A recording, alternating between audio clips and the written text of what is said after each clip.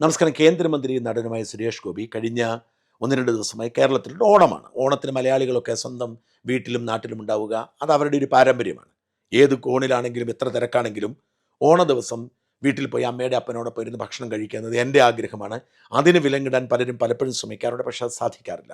ഇക്കുറിയും എന്നെ ആക്രമിച്ചതിൻ്റെ പിന്നിൽ അത്തരമൊരു ഗൂഢാലോചന ഉണ്ടായിരിക്കാം. പക്ഷേ അതിനു മുമ്പ് ആശുപത്രിയിൽ നിന്ന് ഇറങ്ങാനും അപ്പനോടും അമ്മയോടൊപ്പം ഓണം ഉണ്ണാനും എനിക്ക് സാധിച്ചു. ഇതുതന്നെയാവാം സുരേഷ് ഗോപി സ്വന്തം നാട്ടിലുണ്ടാവുന്നത്. ഒരുപാട് പരിപാടികൾ സുരേഷ് ഗോപിക്ക് കേന്ദ്രമന്ത്രി എന്ന നിലയിൽ ഏറ്റെടുക്കേണ്ടതുണ്ട്, പൂർത്തിയാക്കേണ്ടതുണ്ട്. അതായത് തൃശ്ശൂരിലെ പുലിക്കളിയിലെ മുഖ്യാതിഥിയായി അദ്ദേഹം പങ്കെടുക്കേണ്ടതാണ്. അങ്ങനെ പങ്കെടുക്കാൻ തീരുമാനിച്ചിരിക്കുമ്പോഴാണ് അദ്ദേഹത്തിനോട് അടിയന്തരമായി ഡൽഹിക്ക് എത്താൻ പറയുന്നത്. മാത്രമല്ല ദുര്യോധന ക്ഷേത്രത്തിൽ, ശാസ്താംകോട്ട ദുര്യോധന ക്ഷേത്രത്തിൽ അദ്ദേഹത്തിന് പോവേണ്ടതുണ്ടായിരുന്നു. അതുപോലെ തന്നെ പായിപ്പാട് വള്ളംകളിയിലെ മുഖ്യാതിഥിയായിരുന്നു അദ്ദേഹം.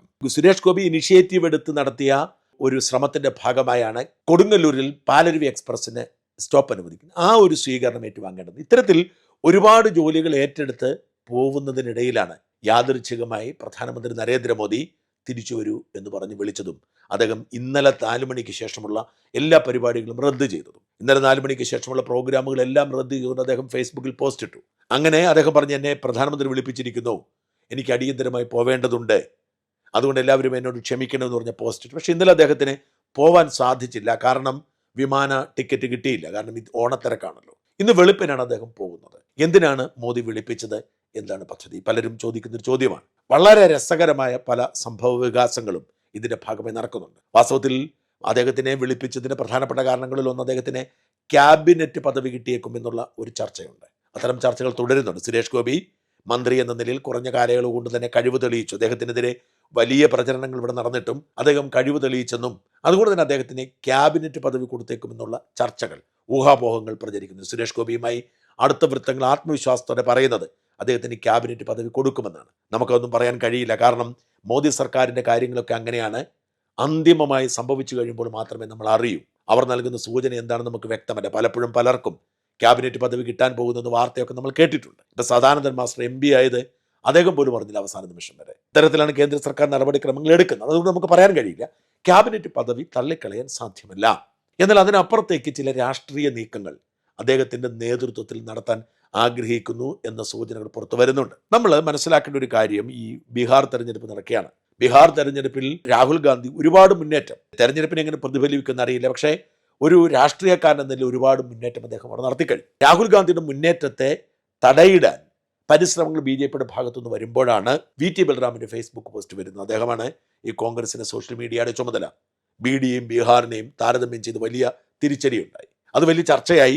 ആ പ്രശ്നങ്ങൾ തുടരുന്നതിനിടയിൽ അധികമാരും ശ്രദ്ധിക്കാതെ മറ്റൊരു വിവാദം ഉണ്ടാകുന്നു. ശാസ്താംകോട്ട മുതുപിലക്കാട് പാർത്ഥസാരഥി ക്ഷേത്രത്തിൽ ഉണ്ടാകുന്നൊരു വിവാദം. ആ വിവാദം ഗൗരവത്തോടുകൂടി കേന്ദ്ര സർക്കാർ ഏറ്റെടുത്തു എന്ന് തന്നെയാണ് മനസ്സിലാക്കുന്നത്. ഒരു പക്ഷേ ഒരു ദേശീയ വിഷയമാക്കി മാറ്റാനുള്ള നീക്കം മോദിയും കേന്ദ്ര സർക്കാരും BJPയും ഒക്കെ നടത്തുന്നുണ്ട് എന്നതിൻ്റെ സൂചന കൂടിയാണ് ഈ സുരേഷ് ഗോപിയുടെ ഈ പെട്ടെന്നുള്ള ഡൽഹിയിലേക്കുള്ള യാത്ര.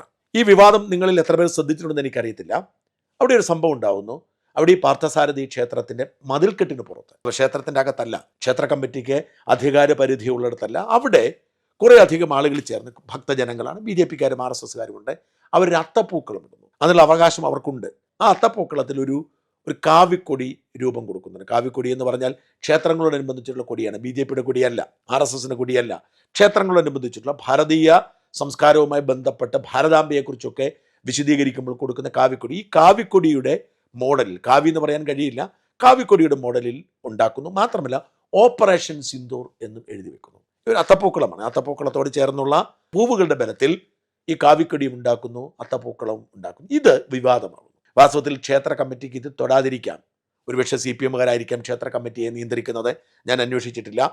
പലപ്പോഴും നമ്മുടെ ക്ഷേത്രങ്ങളുടെ ഏറ്റവും വലിയ ദുരന്തമെന്ന് പറയുന്നത് ഭക്തി ലവലേശമില്ലാത്ത, മതം മനുഷ്യനെ മയക്കുന്ന, കറുപ്പാണ് എന്ന് പറയുന്ന, ദൈവമില്ല എന്ന് വിശ്വസിക്കുന്ന, ഭൗതികവാദത്തിൽ അടിത്തറയിട്ട് വളർത്തിയെടുത്ത മാർക്സിസ്റ്റുകാർ ക്ഷേത്രം ഭരിക്കുന്നു എന്നത്. അവർക്ക് ക്ഷേത്രത്തിലെ പണത്തോട് മാത്രമാണ് താല്പര്യം. ഞാൻ ഇവിടെയുള്ളവർ അങ്ങനെയാണെന്നല്ല ഞാൻ പറഞ്ഞത്, എനിക്കറിയില്ല. ആവാനാണ് സാധ്യത. അല്ലെങ്കിൽ ഈ ആനുകൂല്യത്തെ അവർക്ക് പിടിക്കേണ്ട കാര്യമില്ല. അവർ പറയുന്നത് ക്ഷേത്രത്തിന് 200 മീറ്റർ പരിസര പ്രദേശത്ത് പാർട്ടി ചിഹ്നങ്ങളൊന്നും പാടില്ലെന്ന് ഹൈക്കോടതി വിധിയുണ്ടെന്ന്. അത് CPMകാർ പാർട്ടിയുടെ ആഘോഷം ക്ഷേത്ര പരിസരത്ത് നടത്താൻ തുടങ്ങിയപ്പോൾ ഉണ്ടായ ഒരു വിധിയാണ്. അത് ക്ഷേത്രത്തിൻ്റെ അധികാരപരിധിയെക്കുറിച്ചുള്ള വിഷയമാണ്. ക്ഷേത്രത്തിന് പുറത്തുള്ള അധികാരപരിധിക്ക് ഇവർക്കാർക്കും അവകാശമുണ്ട്. ക്ഷേത്രം അതിന് പുറത്ത് ക്ഷേത്ര കമ്മിറ്റിക്ക് അധികാരമുണ്ട്. മാത്രമല്ല ഇതൊരു പാർട്ടിയുടെ കൊടിയല്ല, ഇതൊരു പാർട്ടിയുടെ അടയാളമല്ല. ഓപ്പറേഷൻ സിന്ദൂർ എന്ന് പറഞ്ഞാൽ രാഷ്ട്രീയമായി തോന്നുന്നത് ആർക്കാണ്? അത് രാജ്യവിരുദ്ധർക്ക് മാത്രമാണ്. അല്ലെങ്കിൽ ഒരു ക്ഷേത്രത്തോടനുബന്ധിച്ചുള്ള ഒരു കൊടി, ആ കൊടി കണ്ടാൽ, ഭാരതാംബയുടെ കയ്യിലിരിക്കുന്ന കൊടി കണ്ടാൽ അതിൽ കലിപ്പ് തോന്നുന്നത് ആർക്കാണ്? അത് ദേശവിരുദ്ധർക്കാണ്. ഇത് തിരിച്ചറിയാൻ ഈ അമ്പല കമ്മിറ്റിക്കാർക്ക് കഴിഞ്ഞില്ല. അവർ കൊണ്ട് പോലീസിൽ പരാതിപ്പെടുന്നു, പോലീസ് വന്ന് മധ്യസ്ഥ ചർച്ച നടത്തുന്നു, കലാപത്തിനെതിരെ കേസെടുക്കുന്നു, വലിയ വിഷയമാകും. ഇത് വളരെ തന്ത്രപരമായ ഒരു വിഷയമാക്കി മാറ്റാൻ BJP തീരുമാനിച്ചിരിക്കുന്നു വേണം മനസ്സിലാക്കാൻ. കാരണം വളരെ യാദൃച്ഛികമായി ഈ സ്ഥലത്തേക്ക് സുരേഷ് ഗോപി ചെല്ലുകയാണ്. ഈ വിവാദമുണ്ടായി 2 ദിവസം കഴിഞ്ഞ് ഇതെല്ലാം കെട്ടടങ്ങുമ്പോൾ സുരേഷ് ഗോപി ചെല്ലുകയാണ്. ഒരുപാട് ആയിരക്കണക്കിന് ആരാധകർ ഇവിടെ എത്തുന്നു. സുരേഷ് ഗോപി ഈ ഭാരതാംബയുടെ നെറ്റിയിൽ സിന്ദൂര തിലകം ചാർത്തുകയാണ്.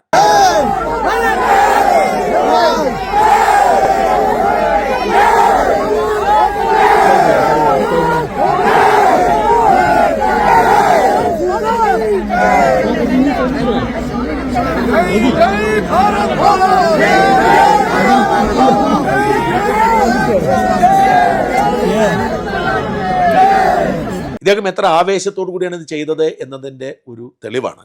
അദ്ദേഹം തന്റെ ഒരു സുഹൃത്തിനെ അയച്ചൊരു ഓഡിയോ ക്ലിപ്പ് ഞാൻ കേൾപ്പിക്കാം. പതിപ്പിച്ച് വെച്ചതിനൊരു കലയുണ്ട്.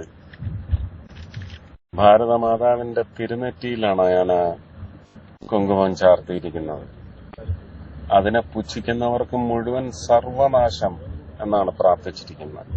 അതായത് ഭാരതാംബയെ അവിടെ പ്രതിഷ്ഠിച്ചുകൊണ്ട് ഓപ്പറേഷൻ സിന്ദൂറിനെ പോലും വെറുക്കുന്നവരാണ് കേരളം ഭരിക്കുന്നവരും ഇവിടുത്തെ ഇടത് വലത് രാഷ്ട്രീയക്കാരും ഒന്ന് വരുത്തി തീർക്കാനുള്ള ഒരു ശ്രമം.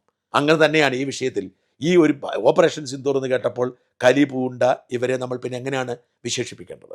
ഈ വിഷയം ചർച്ചയാക്കാൻ, ദേശീയ തലത്തിൽ ചർച്ചയാക്കാൻ വലിയ നീക്കം നടക്കുന്നു എന്ന് വേണം കരുതാൻ. ഈ ബീഹാർ തെരഞ്ഞെടുപ്പിന് മുന്നോടിയായി കേരളത്തിലെ ഏതെങ്കിലും ഒരു സിറ്റിയിൽ, ഒരുപക്ഷെ തൃശ്ശൂരിൽ ശക്തൻ തമ്പുരാൻ മൈതാനത്തോ തിരുവനന്തപുരം പുത്തരിക്കണ്ടത്തിലോ എവിടെയെങ്കിലും ഓപ്പറേഷൻ സിന്ദൂർ എന്ന തീമിൽ വലിയൊരു ദേശസ്നേഹികളുടെ സമ്മേളനം നടന്നാൽ പോലും അത്ഭുതപ്പെടേണ്ടതില്ല. കാരണം ഈ തെരഞ്ഞെടുപ്പിൽ ദേശസ്നേഹം ഒരു നിർണായക ഘടകമാണെന്നും ദേശവിരുദ്ധരാണ് ഇവരെന്നും ഉറപ്പാക്കുന്ന തരത്തിൽ ഇപ്പോഴത്തെ വിവാദത്തെ മാറ്റാനുള്ള നീക്കം നടന്നുകൊണ്ടിരിക്കുന്നു.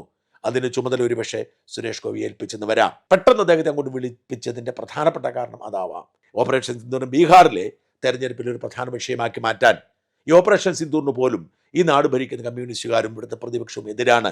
ഓപ്പറേഷൻ സിന്ദൂർ എന്ന് വാക്ക് കേട്ടാൽ അത് നാട്ടിൽ കലാപം ഉണ്ടാക്കാനുള്ള കാരണമായി മാറുന്നു എന്ന തരത്തിൽ ഇവർ പ്രചരണം തുടങ്ങിയാൽ തീർച്ചയായും അത് തിരിച്ചടിയാവും. കാരണം നമ്മളെക്കാൾ ദേശസ്നേഹം വടക്കേന്ത്യക്കാർക്കുണ്ട്. പലപ്പോഴും എനിക്ക് തോന്നാറുണ്ട് നമുക്ക് ദേശസ്നേഹം തീരെ കുറവാണ്. ഞാൻ ഇന്നലെ ജെറുസലേമിലെ മലയാളി ഓണാഘോഷത്തിൽ പങ്കെടുത്തു. വളരെ കഷ്ടപ്പെട്ടാണ് പരിപാടിയിൽ പങ്കെടുക്കാൻ കഴിഞ്ഞത്. വളരെ പ്രത്യേകതയുള്ള ഒരു മലയാളി സമൂഹമാണ് ഇസ്രായേലിലെ മലയാളികൾ. കാരണം അവർക്ക് ഒരുപാട് പരിമിതികളുണ്ട്. ആ പരിമിതികൾക്കുള്ളിൽ നിന്നുകൊണ്ട് അവർ ഓണാഘോഷിച്ചു. എന്നെയും ഗോവിന്ദൻകുട്ടി അടക്കം ഞങ്ങളുടെ സംഘത്തെയും അവർ ക്ഷണിക്കുകയാണ്. അങ്ങനെ പോകാൻ തീരുമാനിച്ചപ്പോൾ ഞങ്ങളുടെ മന്ത്രാലയത്തിലെ മീറ്റിംഗ് നടക്കുവാണ്. ആ സമയത്ത് അവിടെ നിന്ന് ഇറങ്ങിപ്പോരാൻ പറ്റത്തില്ല. അവർ വളരെ കഷ്ടപ്പെട്ട് കാത്തിരുന്ന് ഞങ്ങൾ തീരാറായപ്പോഴേ കയറിച്ചിരുന്നത്. അപ്പോൾ അവർ പറയുന്നൊരു കാര്യമുണ്ട്, അവർക്ക് ദേശസ്നേഹമുണ്ട്, ഇസ്രായേലിനോട് അവർക്ക് സ്നേഹമുണ്ട്. അവർക്ക് എന്തെല്ലാം പ്രതിസന്ധികളുണ്ടെങ്കിലും സാമ്പത്തിക പ്രശ്നങ്ങളുണ്ടെങ്കിൽ അവർ ഈ രാജ്യം വിട്ടു പോകരുതെന്നാണ് പറയുന്നത്. ഈ ഒരു ദേശസ്നേഹം ഇവിടെ വരുന്നവർക്കൊക്കെ ലഭിക്കുന്നു. അതായത് ഈ രാജ്യത്തോടുള്ള സ്നേഹം, ഇതാണ് ഇസ്രായേലികൾക്കുള്ളത്. ഇതേ തരത്തിലുള്ള ദേശസ്നേഹം ഇന്ത്യയിലെ സാധാരണ ജനത്തിനുണ്ട്, കേരളത്തിലില്ല. കേരളത്തിൽ ദേശവിരുദ്ധമായ പ്രവർത്തികൾക്കാണ് പ്രാധാന്യം. അതാണ് ഈ കേരളത്തിൻ്റെ രാഷ്ട്രീയത്തിന് പ്രത്യേകം. അതുകൊണ്ടാണ് ഓപ്പറേഷൻ സിന്ദൂർ എന്ന് കേട്ടപ്പോൾ അതിനെതിരെ കേസെടുക്കാനൊക്കെ കഴിയണമെങ്കിൽ എത്ര ഒരവസ്ഥയായിരിക്കും. എന്തായാലും അതാണ് BJP ഒരു ആയുധമാക്കാൻ ഉപയോഗിക്കുന്നു. അതുകൊണ്ട് തന്നെയാണ് മോദി വിളിച്ചത് എന്ന് തന്നെയാണ് മനസ്സിലാക്കാൻ കഴിയുന്നത്.